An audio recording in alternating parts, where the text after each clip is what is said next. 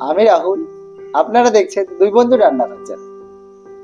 আজকে আমরা তৈরি করব জগন্নাথ দেবের অত্যন্ত প্রিয় একটি রেসিপি, ক্ষীরের নাড়ু।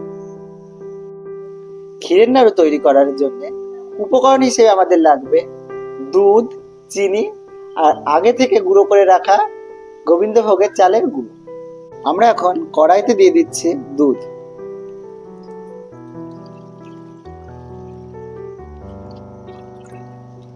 দুধটাকে আমাদের ঘন করে জাল দিয়ে দিতে হবে।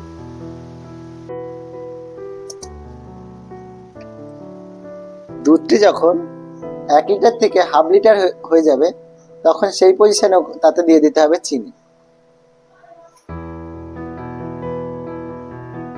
এখানে আমরা 2 চামচ চিনি ব্যবহার করলাম।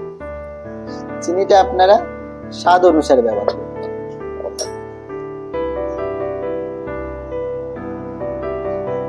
দুধটা আমাদের ঘন হয়ে গেছে, আর একটু হলে এতে আমরা দিয়ে দেব 2 চামচ গোবিন্দভোগ চালের গুঁড়ো। এখন আমরা এতে দিয়ে দেব 2 চামচ গোবিন্দভোগ চালের গুঁড়ো।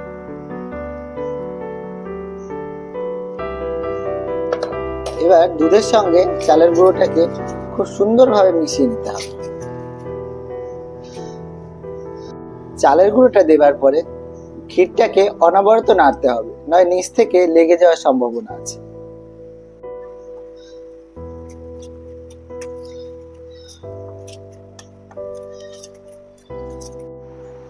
ক্ষীর আমাদের কমপ্লিট হয়ে গেছে।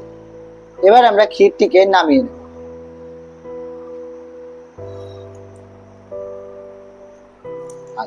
আমরা নাড়ুগুলোকে তৈরি করে নিচ্ছি।